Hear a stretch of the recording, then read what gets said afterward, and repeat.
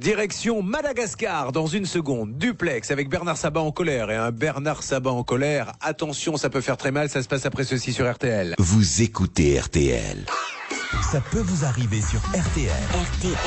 André est en ligne avec nous. André, m'entendez-vous? Vous êtes en duplex d'ailleurs avec Bernard Sabat. Vous m'entendez, André? Oui, bonjour Julien. Bonjour, ravi de vous accueillir, André. Alors, vous avez voulu partir à Madagascar. C'était la première fois avec votre épouse? Alors, c'était pour mon épouse en fait, mais pas pour moi. C'était pour votre épouse qui est d'origine... elle est malgache? Elle est malgache, tout à fait. Très bien. Et donc, vous n'avez jamais été à Madagascar? Si, j'y étais. C'est un régal, on est d'accord. Cette fois, c'est elle qui est allée toute seule. Bon, c'est génial, Madagascar. Donc, achat le 26 mai pour un départ le 27 mai pour un montant de 313 euros, ce qui m'a l'air quand même assez raisonnable. Non, c'était un vol interne, Julien. Ah, c'est un vol interne, pardon, elle était sur place. Ah oui, elle allait entre Antananarivo et Tolaria, pardon. Alors du coup, ça devient très cher. Exactement, Tuléar. Oui. Tuléar. Et donc, elle l'achète, votre femme est à l'aéroport, et là, une annonce qui explique... Le vol est annulé sans explication. Je répète, le vol est annulé sans explication. Car il n'y aura pas d'explication, on est d'accord, André? Exactement, tout à fait. En vain, elle a demandé des explications, on lui a rien fourni. En plus, les agents au sol ont été très désagréables avec elle. Et finalement, elle a dû partir par la route, soit 24 heures de route sur 1000 km. Et en plus, elle y était pour la funéraille de son père. Donc, je vous laisse imaginer les conséquences. On est très en colère.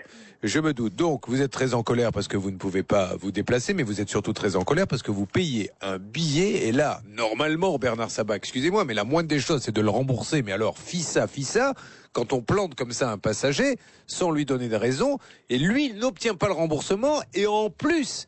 il y aurait, car je sais moi aussi maîtriser un peu l'anglais, du bullshit. Pourquoi il y aurait du bullshit? Parce qu'on lui dit quand il se plaint, mais oui monsieur, on vous a fait le virement. À quelle date on lui dit qu'ils ont fait le virement? On lui a dit le 6 juin, donc le samedi qu'on a fait le virement, la veille le 5. Et voilà, et il n'y a rien du tout sur le compte, on est d'accord Bernard? Rien du tout. Bon, Bernard Sabat, votre opinion là-dessus, vous connaissez cette compagnie? C'est la grande compagnie en plus de là-bas? Oui, tout à fait. C'est une compagnie sérieuse qui a, comme dirait Nathalie Félono, pignon sur riz. Oh. Et c'est des gens donc sérieux qui généralement donnent des bonnes informations à leurs clients. Je ne sais pas ce qui s'est passé, mais j'aurais été à leur place sur place. J'aurais remboursé immédiatement le client ou j'aurais trouvé une solution pour le réacheminer quelque part. Donc là, vous vous trouvez au service après-vente, prêt à rentrer et à leur dire il faut payer et leur dire surtout ne lui écrivez pas que vous avez Maître Félono remboursé alors qu'il n'y a rien sur le compte. Oui, sinon vous n'êtes rien que des menteurs. Alors on espère que c'est une erreur plutôt. Il faut nous expliquer tout ça et puis nous donner les sous. On se croirait quand il y a Maître Félono au théâtre de Guignol. Exactement. On était un menteur. Oh le vilain. Et les enfants, appelez le monsieur de Madagascar avec moi. Guignol, que se passe-t-il? C'est encore un vol qui n'a pas été remboursé. Oh Richard. Oh, c'est pas gentil. Voilà. Maintenant, bientôt, vous savez, on se dit qu'un jour on va se faire virer d'RTL et on est en train de monter avec Maître Félono un petit théâtre. On ira dans les parcs, Monceau, et on fera le Guignol de l'arnaque. Donc ça sera Guignol à qui il arrivera des histoires d'arnaque.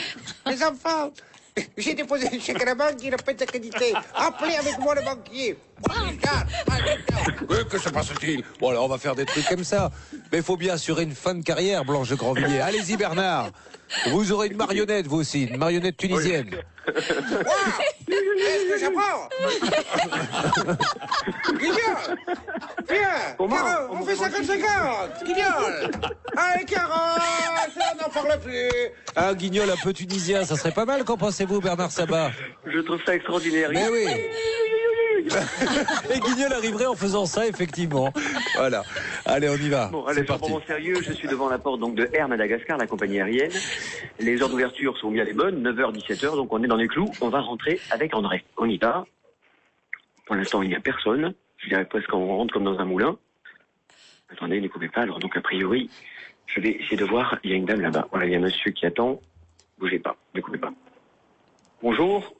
Je suis Bernard Sabat, je travaille avec Julien Courbet dans le cadre de l'émission Ça peut arriver sur RTL. J'ai besoin de parler à un responsable parce qu'on a un souci avec un de vos passagers. Donc j'aimerais avoir quelqu'un du service après-vente, s'il vous plaît. Ça bouge, Bernard? Oui, mais là, Julien, je suis en train de parler à une dame et elle me dit que chez Air Madagascar, ça ne se fait que sur rendez-vous.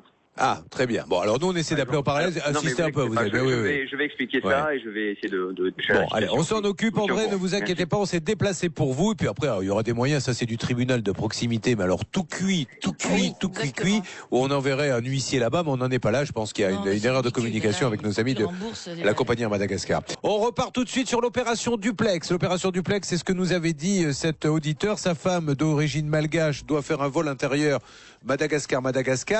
Et malheureusement, à la dernière minute, on lui dit tu ne pars pas. Voilà, ça l'avion part pas, y a pas, et elle a payé, elle veut le remboursement. J'ai réservé un vol en ligne.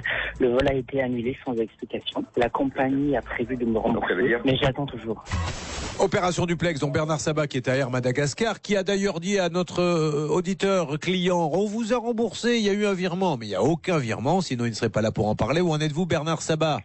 Écoutez, je suis tombé sur une personne très conciliante d'Air Madagascar avec le sourire. Elle a appelé le service financier pour comprendre cette histoire. Elle dit, je ne peux pas admettre qu'on ne puisse pas honorer une dette que nous avons vis-à-vis d'un client. Donc elle a vérifié et maintenant nous avons une information très claire, Julien, c'est qu'en fait le virement a été fait pour recréditer la carte seulement le 15 et non pas le 5. C'est-à-dire le 5 c'était informatique, mais il a été déclenché le 15 chez Air Madagascar. Ceci expliquant cela, ce n'est pas évidemment une excuse, mais c'est important de donner cette information. Ils ont averti le client que ça s'est fait le 5.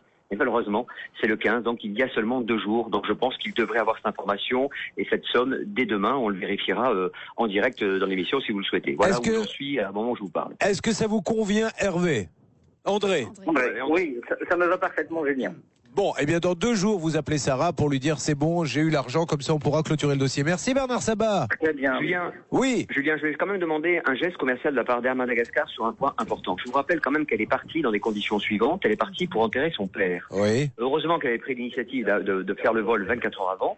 Elle a quand même fait 24 heures de voiture avec son beau-père pour aller enterrer son père. Et c'est une démarche qui est inadmissible de la part de la compagnie qui n'a pas tenu compte de cela aussi. Donc, merci. Mais vous nous dites, Bernard, vous intervenez. Pardon, vous intervenez si vous avez du nouveau du côté de ce que vous réclamez, d'accord? Merci beaucoup.